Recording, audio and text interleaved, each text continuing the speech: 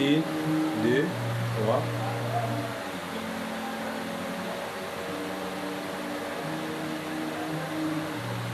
C'est parti. Merci d'être avec nous. Nous sommes aujourd'hui, nous sommes jeudi 13 mars 2025, accusés d'avoir fouillé devant le M23 à Goma et Bukavu, des officiers des FARDC devant la justice. On va en parler. La SADC met fin au mandat de sa mission militaire en RDC et ordonne un retrait progressif. Est-ce que cela augure un lendemain meilleur? Qu'est-ce qui serait derrière cette prise de position? On va aller en profondeur parce qu'il s'agit de la situation qui prévaut à l'est de la République démocratique du Congo. Nord Kivu, la coalition M23-FC s'empare de Kachebere et qui bâtit et se rapproche du centre de Walikale. Les implications, on va en parler. Et sur un autre chapitre, on va parler des négociations annoncées par la présidence de la République d'Angola, lesquelles sont dites négociations directes entre Kinshasa, sinon le gouvernement de la RDC et le M23, mais aussi en réaction, Tina Salama, porte-parole du président de la République, qui rapporte d'avoir pris acte du communiqué de Luanda, tout en rappelant que le cadre que reconnaît Kinshasa, c'est le processus de Nairobi, ouvert actuellement ces derniers temps par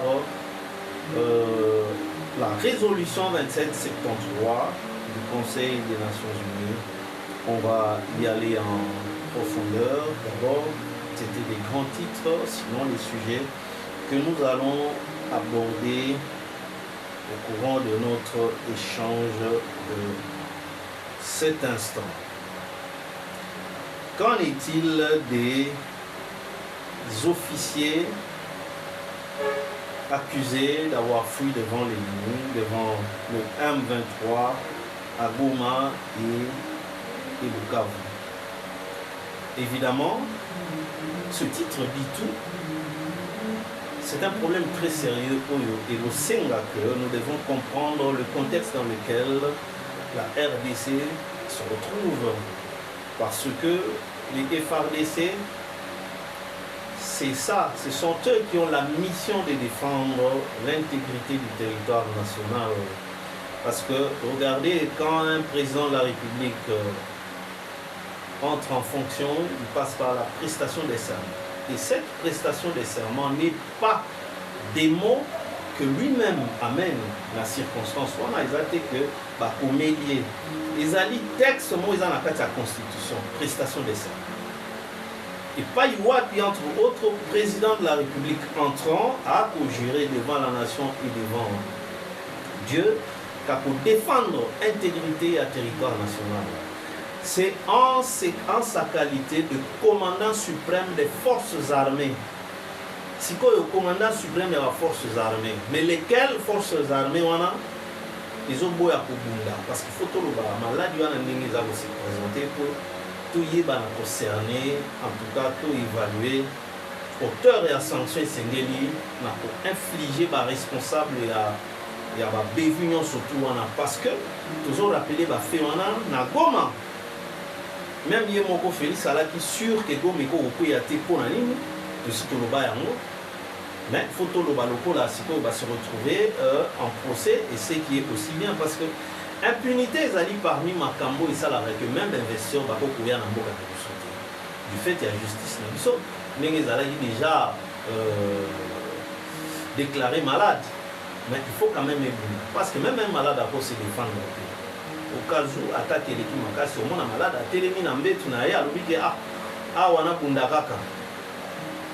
Na Goma, comment comprendre que, attendez, que Rwanda a 10 000 éléments à RDF, mais biso RDC, tout ça qui n'a effectif, il y a 40 000 na Goma. Avec matériel ya koleka au Rwanda, va ko sabino te, Rwanda a qui grave ya koleka bisote, munitions et paille, y compris les mercenaires, y compris les soldats, il y a Sadek, entre autres, il y a Afrique du Sud, il y a Malawi. Mais qu'est-ce qui s'est passé? Nous avons une coordination, il y a 30 états-majors, il y a 34e région militaire, il y a FARDC. Ils sont chapeautés par le général Peter Chirimwami. Donc, commandement, il y a un renfort. Il y a un sika à la place des FARDC, qu'on se le dise. Mais ça va constater que dans le chef, même les mercenaires qui ne sont que des commerçants, quels que soient les motifs, et faut te perdre triplement. Premièrement, te perdre ma BD. Deuxièmement, te perdre les hommes en uniforme. Pour les soldats, qui abandonnent, en tout cas, et puis troisième chose, te perdre matériel, arsenal, ça a coûté beaucoup d'argent à la République. Alors, mise en cause, c'est tout à fait normal. Ministère public, ils ont une raison pour poursuivre l'officier. Pourquoi? Sokibino, en tant que des généraux, il y en a 15. Comment ils il y a pour évaluer que menaces est surélevées. Dans ce cas-là, avant qu'il ne soit trop tard, pour étudier la voie d'évacuation dans l'éthique, pour côté ennemi pour évacuer l'essentiel du matériel. Dans la total vidéo, il y a presque une semaine. Tant que M23 va se retirer, Barandé va se retirer dans le camp de Gira, la première des choses, c'est quoi? Bazu est essentiel, batinga ba pantalon na bango ya ba tenue et sur toboka et beba beba. Na ba biloko inutile. Les populations pe na tongo aye abandi ko zozo abunzo kande il y avait plus rien. Mais armée régulière 15 généraux ou une dizaine de généraux. Comment la binonioso, vous n'avez pas su estimer d'abord, pour évaluer menaces. D'abord, il faut évacuer ce qui est essentiel, matériel. Parce que tout ce qui est belé, oignon sur tout le monde, est ennemi. Avec ma clé de contact et un contacteur. Ça voudrait dire boutique kabango ke boya bozwa biloko biso to kei.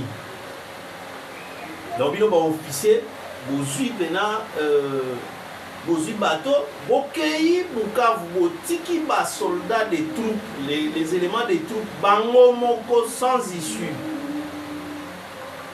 Bae Bazui Biloko, Wana matériel, Wana Manduki, Massasi, tout.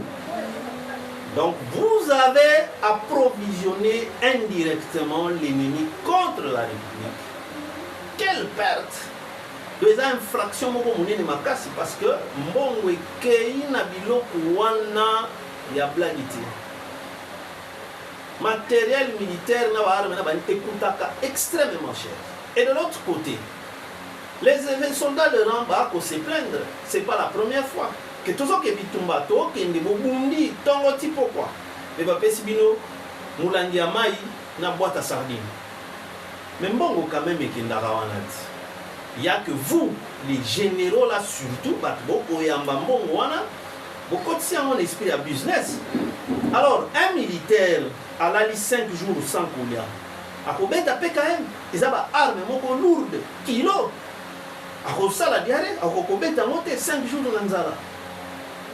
Mais pourquoi alors beaucoup attaquer les soldats de rang qu'ils ont fui devant les militaires, tout le monde a procès, mais quand ils ont déclaré, ils n'ont pas jugé, pas militaire. Donc, il faut qu'on attaque si on n'est pas tout qui a la responsabilité à gestion des troupes et gestion du matériel. Donc, nous souhaitons que justice et ça, Moussala Nango, les responsables ya débacle wana na abandon ya matériel wana bango il faut penza peine de mort bana choix likambo mosusu te olie ya ndenge ezalaki que journaliste oyo akolobaka Goma etombe peine de mort te bato peine de mort bango wana oyo mpenza tokosamba te okutu nde moto apekisa bino aza te parce que eloko basali eza mabe mabe bananga wana balaki na matériel te balaki na eloko te mais opesi bango et non seulement à Goma même dans la localité vous avez toujours fait ça.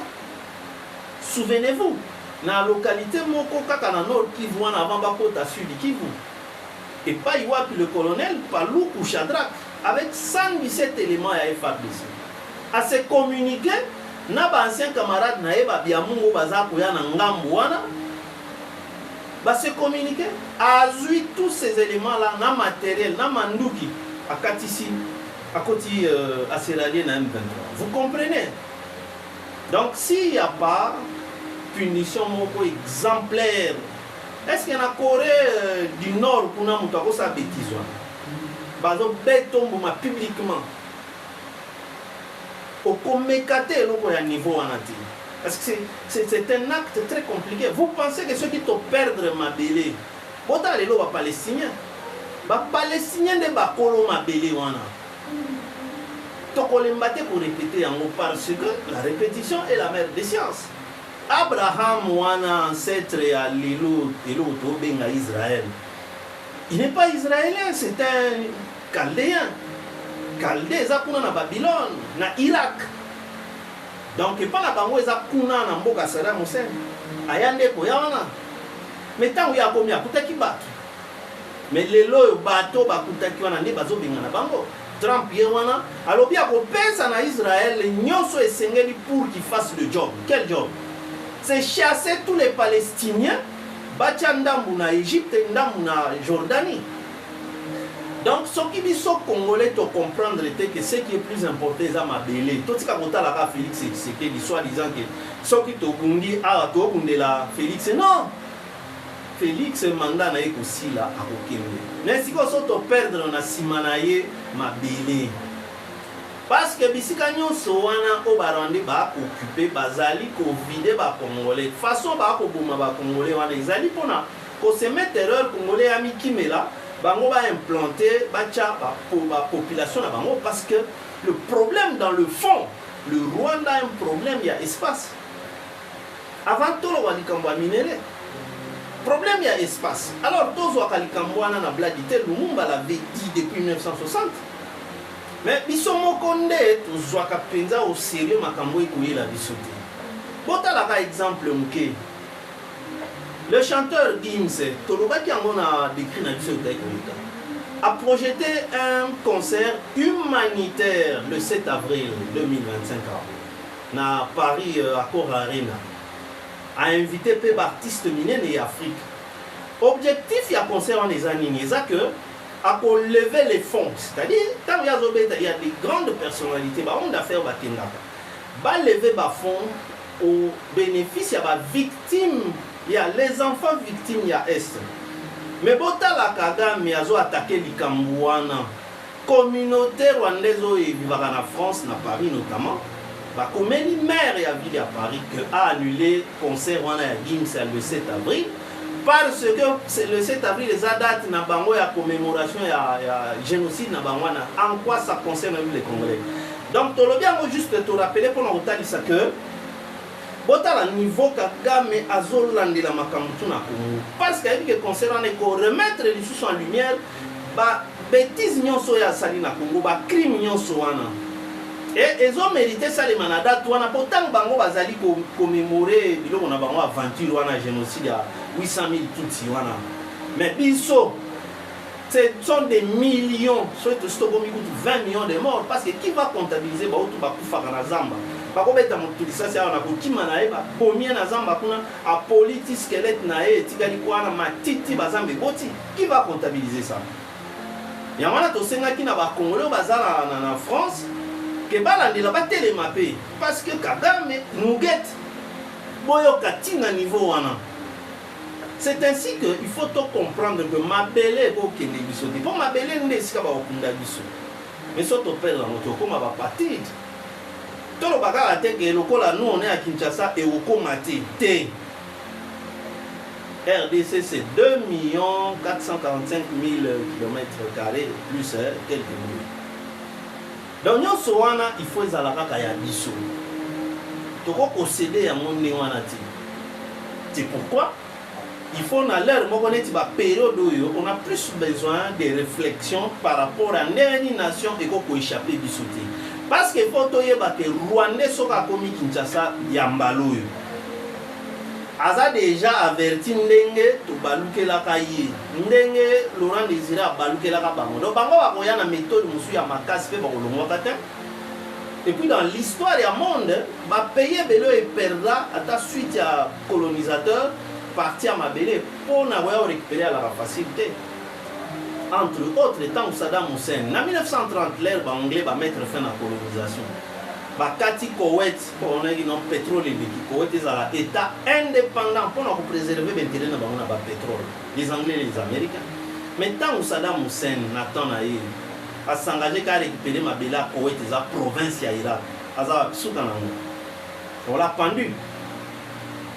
Et les Français, les Russes, les Chinois, ils ont fui. Les États-Unis ont attaqué dans 17 jours, s'il vous plaît. 17. Or que lui paraissait passer pour la puissance du monde arabe. Mais force aux États-Unis pour la première fois de vivre la guerre électronique. B-52 où tu as une base militaire en Allemagne et a bombardé les ongues là. C'était extraordinaire. Et ce qu'on l'a pendu. Donc, il faut comprendre que le Congo est en danger. Total, Félix Tshisekedi. Total, quand on va nommer les nouvelles nominations dans le cabinet à Félix Tshisekedi, Total, ndenge ba débat et qui zongi. Mais là, je vais essayer un peu d'aborder de façon normative des principes qui régissent, en tout cas, la société dans le monde entier.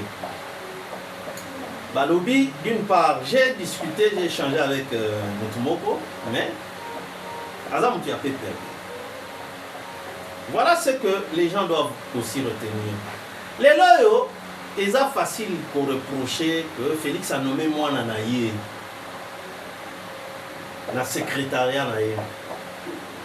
Je pense que ça n'a aucun effet, aucun impact dans la gestion de la République. D'ailleurs, toutes ces nominations dans le cabinet, pas conseiller ou un pouvoir décisionnel, un conseiller, il a quel pouvoir? Engage à il nomme quoi ou il engage quoi? D'abord, dans le Bindengwana, des deux. Namboka Oyo, tous les gens qui maréchal Mobutu la grande époque, Niwa Mobutu était ministre de la coopération internationale sous Mobutu. Niwa c'était le fils aîné du maréchal Mobutu. Congolo Mobutu Saddam Hussein était dans Nassarm, capitaine Nassarm, les alliés, service d'action et de renseignement militaire. Bref, renseignement militaire. Et puis le mois là, Zongissé n'a d'espèce. Zanga Mobutu, tout le monde a dit le porte-parole de son père, du maréchal Mobutu. Et Congolo faisait la sécurité de son père. Mais Joseph Kabila a été nommé par 2 fois sur ordonnance présidentielle de son père. Premièrement, Tingé Chine, après 6 mois ou 9 mois, il y a formation. Azongi, on le nomme général-major par son père. Et puis, il va sous 2e titre ou fonction, chef d'état-major adjoint à force terrestre en charge des opérations. Et c'est de là que, après l'IWA, alors il y a l'IWA Mouzé, il y a comme chef de l'État. Mais qui l'a nommé? C'est son père. Mais comment vous avez trouvé cela normal? Mais Bolobi, tu sais qu'il a nommé moi a nommé les qui n'a coordonnateur à sécurité. Mais qui était aussi le coordonnateur à sécurité à la présidence lors de Laurent Désiré? Mais c'était Etienne Kabila Taratibou. À continuer en relation de quoi? Que c'est son fils. L'aide du camp de Mouzé, c'était qui? Edi Kapen, il est qui? Le cousin, c'est le frère de Mouzé. Donc ce sont des faux débats. Namini Toyo, tout se focaliser sur la nation. Et puis entre autres, Félix Tshisekedi quelque part, il a beaucoup souffert depuis abandi ba nomination na Ewana. Makamune nyonso ekenda ndeni na maboko ya Pérou Rwanda.